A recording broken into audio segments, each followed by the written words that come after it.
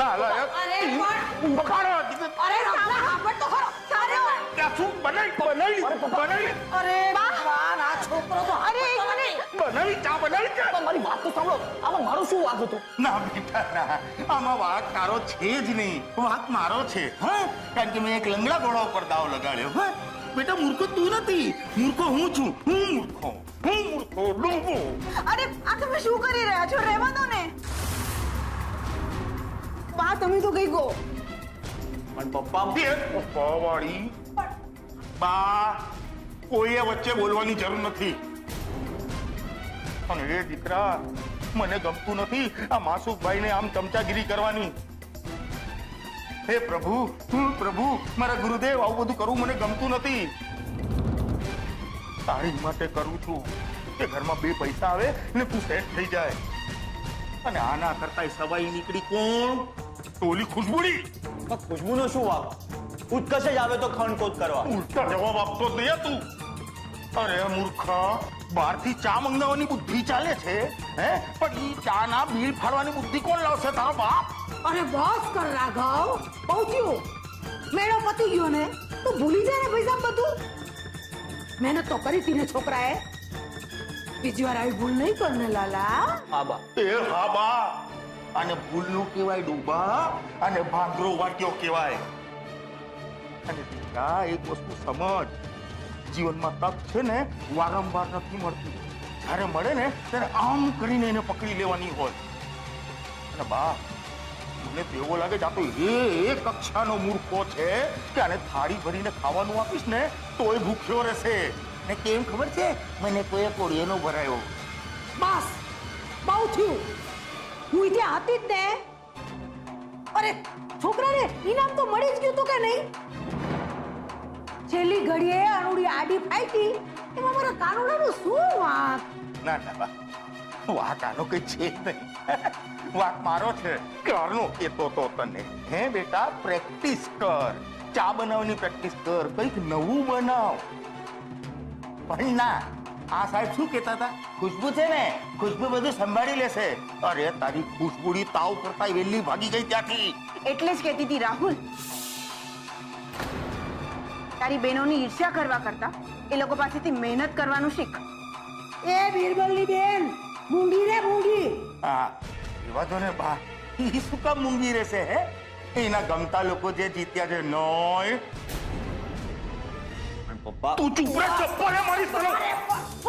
Mock તું નીચે. જા જા, રૂમ ભેગો થા. કીધું ને જા. જાઉં છું. હવે જા. તું હાલ. તમારે આવ્યો? જા. પણ બા પપ્પા અરે પપ્પા પપ્પા હું કરસ? બેઠી છું ને હું ભડ જેવી. હાલ હા.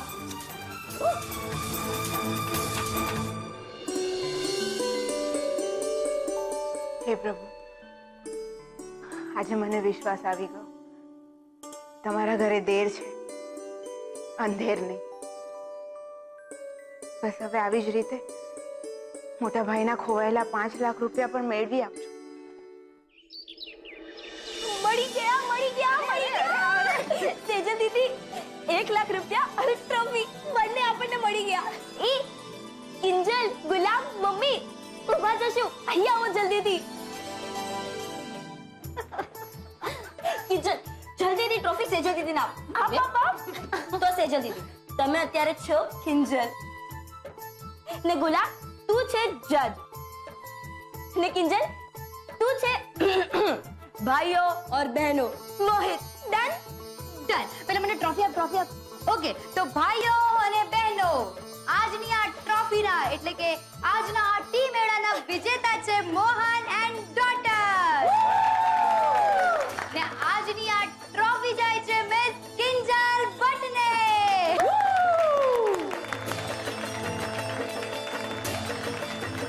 So, 3 cheers for Mohan and daughters. Hip hip hooray! Hip hip hooray! Hip hip hooray! વાહ, સુતા છે. બાકી સેજલ, તું આવ ને, મારે તારી સાથે વાત કરવી છે અને પૂછવું છે કે તે રાજકોટ જઈને શું શું કર્યું. રાજકોટમાં ધ્યાન કોનું હતું? મને તો બસ એમ જ થયા કરતું હતું કે ત્યાં ટી મેળામાં શું ચાલી રહ્યું હશે. અરે હું તમને કહું છું કે ટી મેળામાં શું શું થયું. જો સૌથી પહેલા તો પપ્પા ખોવાઈ ગયા, એટલે વારે ઘડીએ ફોન પર ફોન, હલો પપ્પા મળ્યા? હા નહીં. ને પછી છેલ્લે જ્યારે પપ્પા મળી ગયા તો વેનીલા એસેન્સ ખોવાઈ ગયું. ને એના પછી રાહુલભાઈ ટી મેળામાં જીતવાને લાયક જ ના રહ્યા. પણ સેજલ દીદી, સાચું કહું ને તો અમે છે ને તમને અહીંયા બહુ મિસ કર્યા. ને સૌથી વધારે તો ત્યારે જ્યારે આ કિંજલ પપ્પાને શોધવા બહાર નીકળી પડી હતી. પણ પછી પપ્પા મળ્યા ક્યાંથી? ઉત્કર્ષે જોયા રસ્તા પર. તારા પપ્પાનું તો ધ્યાન જ નહોતું. એક ગાડી એમને ઉડાડીને જતી જ રહ્યો હોત. તો ભલું થજો ઉત્કર્ષનું કે એમણે એને છેલ્લી ઘડી આવી ને બચાવી લીધા. ને મજાની વાત તો એ છે કે પપ્પાએ ઉત્કર્ષને માફ કરી દીધો છે. હા સાચે? હા એ વાત તો છે, પણ મને હજુ સુધી એ નથી સમજાઈ રહ્યું કે આપણા આ રાહુલભાઈ, જેને પાણી ગરમ કરતા પણ નથી આવડતું, એને જજે 1 લાખ આપવાનો નિર્ણય લીધો તો લીધો કેવી રીતે? મને લાગ્યું કે કંઈક તો રંધાઈ રહ્યું હતું. એ રસોઈ ઓલી ચાપલી આવેલી ને મિસ સ્વાતિ શાહ અક્ષય સર સાથે, એને જ રાંધી હશે. એના પપ્પા જજ હતા ને, શાંતિલાલ શાહ. બીજું શું? બાકી જો આપણે ઈચ્છત તો માસુક અંકલની ઓળખાણનો ફાયદો ઉપાડી શક્યા હોત ને. પણ સેજલ દીદી એ વિચારીને અહીંયાથી ચાલ્યા ગયા કે કદાચ એમના અહીંયા રહેવાને કારણે માસુક અંકલની દાનત અને કિંજલની આવડત પર કોઈ શંકા ના કરે. હે ને? હાશ, મતલબ મારો રાજકોટ જવાનો નિર્ણય બરાબર સાબિત થયો. હા, પણ પપ્પાની તબિયત બિલકુલ બરાબર નથી. આજકાલ એ બધી જ વસ્તુઓ ભૂલવા લાગ્યા છે. ડોક્ટર પણ કહે છે કે પપ્પાના મગજના બધા જ રિપોર્ટ્સ નવેસરથી કરવા પડશે. ને પેલા કાંતિભાઈ વાળી વાત, એ તો તને ખબર પડી ને? ચિંતા નહીં કર, મને લાગે છે કે ધીરે ધીરે બધો જ પ્રોબ્લેમ સોલ્વ થઈ રહ્યો છે. તું જ જો ને, હજુ આપણે વીસીના 2 હપ્તા ભરવાની પણ પ્રોબ્લેમ હતી. ત્યાં આપણને ભગવાને 1 લાખના સ્વરૂપમાં 8 હપ્તાની પ્રોબ્લેમ સોલ્વ કરી આપી. 8 હપ્તાની તો ખબર નહીં, પણ પપ્પાના ઈલાજની તો ખરી છે. બાકી મેં કાંતિભાઈને ફોન કરીને કહી દીધું છે કે આવતીકાલે સવારે પૈસા લેવા માટે આવી જાય, અને એ પણ પપ્પા દુકાને આવે એની પહેલા. અરે જવા દો ની બધી માથાકૂટ. તો આપણે રાજકોટના પેંડા ખાઈએ. ચલો લ્યો સેજલ દીદી, તમે જ લાવ્યા છો ને, ખાઓ. લે. અરે મમ્મા,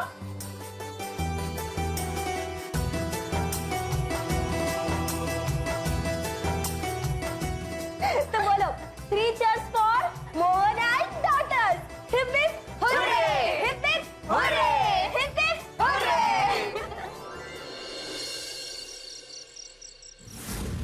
મને સમજાતું નથી રૂપેશ કે હું તને કયા શબ્દોમાં થેન્ક યુ કહું. આ તો નહીં કે ને, નેમ પણ હસબન્ડ વાઇફ માં થેન્ક યુ થોડી કહેવાય. Husband wife? રૂપેશ, પેલા દિવસે મિસિસ રૂપેશ અને આજે સીધું હસબન્ડ વાઇફ. હવે એ તો તારે ઉલટી કરતા પહેલા વિચારવું જોઈતું તું ને. રૂપેશ, શું કઈ પણ ગાંડા, કોઈ આપણી વાતો સાંભળતું હશે ને તો ચોક્કસ એમ કહેશે કે આ બંને નક્કી પરણી જ ગયા છે. કરેક્ટ. એ ઉત્કર્ષ, દૂર બેસ ને.